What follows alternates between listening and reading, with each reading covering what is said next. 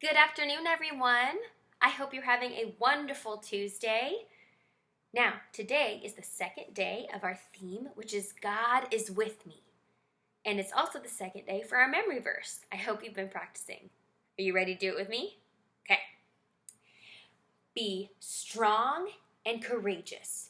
Do not be afraid. Do not be discouraged. For the Lord your God will be with you wherever you go.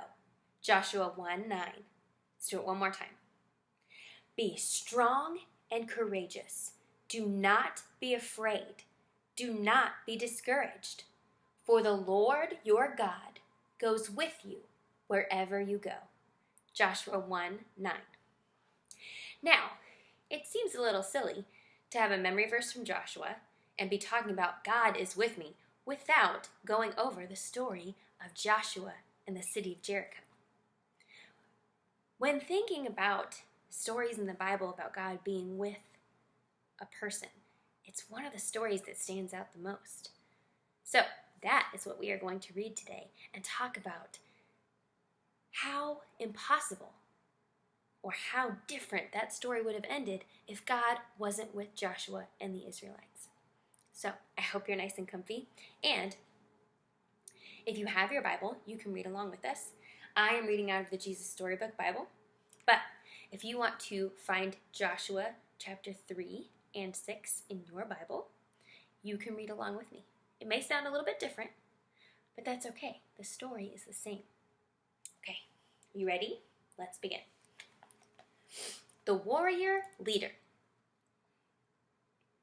After Moses died, God gave his people a new leader. His name was Joshua, which means the Lord saves. Joshua was going to lead God's people into the special land God had promised to give them. By this time, God's people had been wandering around in that baking desert for 40 years.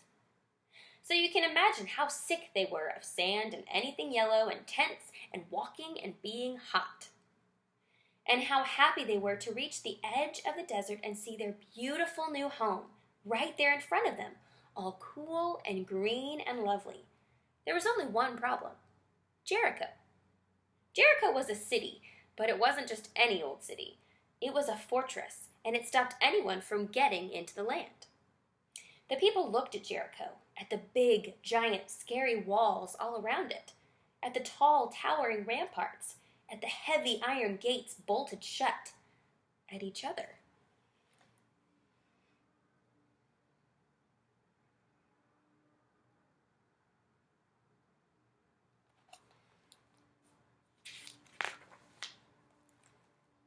What would they do? No one knew, but God knew, and God told Joshua what to do. But Joshua must have looked surprised because it was a very odd battle plan indeed, as we'll soon find out. Then God made his people a promise. I will always be with you, and I will never, ever leave you. If you do what I say, your lives in this new land will be happy and everything will go well. So Joshua gathered his army together. They had their swords and spears and shields. They were ready to fight. But the plan wasn't about fighting. It was about trusting and doing what God said. Joshua's army went marching around the city, day after day after day. They're too scared to fight, the people in Jericho said.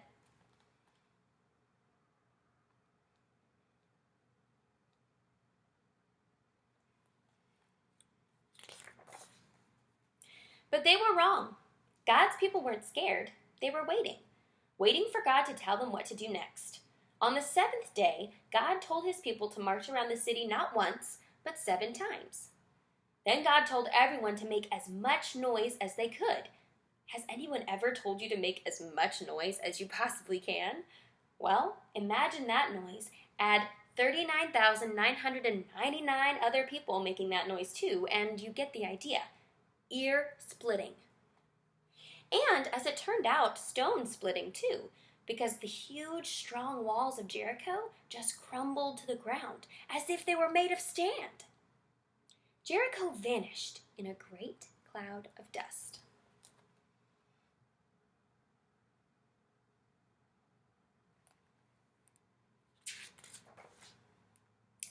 So it was that God's people entered their new home, and they didn't have to fight to get in. They only had to walk. Joshua said, God has brought you safely here. Now will you do what he says? Everyone said, we promise. Only God can make your heart happy, Joshua said, so don't pray to pretend gods. No, they said never. I'm afraid they didn't keep their promise. They didn't do what God said, and many years later, just as God warned them, things would go badly for God's people. They would lose their home. Enemies would capture them and take them off as slaves, and God's people would scatter into many different lands. But God's plan was still working. One day he would give his people another leader and another home, but this home no one could ever take away from them.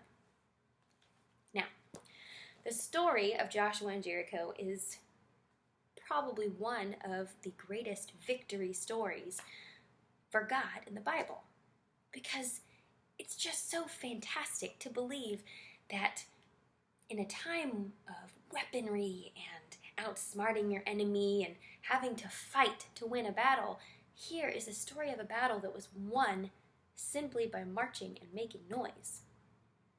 It was won not by men, but by God alone. And to think that the ending of that story would have been so much different had they not chosen to follow what God asked them to do. Because I'm going to be honest, guys, if I were one of those Israelites, I'd probably be asking some questions too. You want us to do what? You want us to walk around a wall?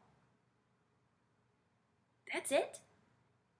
And that's supposed to bring these mighty walls down? Have you seen these walls? They're not going anywhere. But all of that changed. I love the line when God is asking them to trust him. I'm going to read it one more time. And it fits so perfectly with our theme and with how I think a lot of us are feeling right now. If we could hear the voice of God saying these words, how much peace would it bring to our hearts? So I'm going to say them again. Then God made his people a promise. I will always be with you, and I will never, ever leave you. If you do what I say, your lives in the new land will be happy, and everything will go well. How much do you want to hear that right now? I know I do. I need to be reminded that no matter what is going on in the world around me or in my life or in my community, anything, no matter what is happening, God is still here with me. He has not and will never leave me, even when it feels like I am by myself. Think about how safe we felt before all of this craziness happened. We felt like our safeguards were strong. We were prepared. We thought we had it all under control. And then this craziness happened, and it really caused us to question the structure of our lives. And it will probably still cause us to question, to an extent, our future.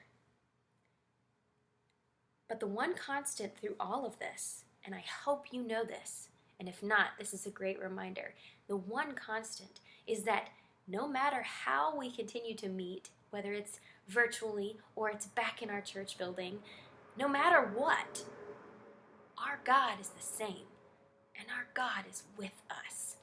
He is in our hearts. He is in our worship. He is in our day-to-day lives. And we have to focus on that. If we trust him, if we trust his guidance, if we follow his instruction, we are going to be not just okay, we are going to be safe. I hope that brings you some hope this week. I know focusing on these Bible stories and our story times has brought me some hope and some peace when I desperately needed it. And so I hope it has for you too. So your assignment today is very simple.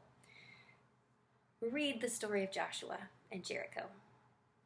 And then go outside your house and press on the walls. If they're brick, if they are stone, press on them. They're not moving. They're not going anywhere, right?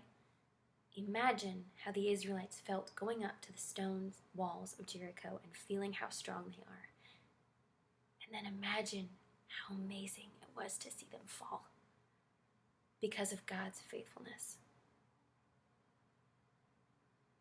God is faithful. God is with us.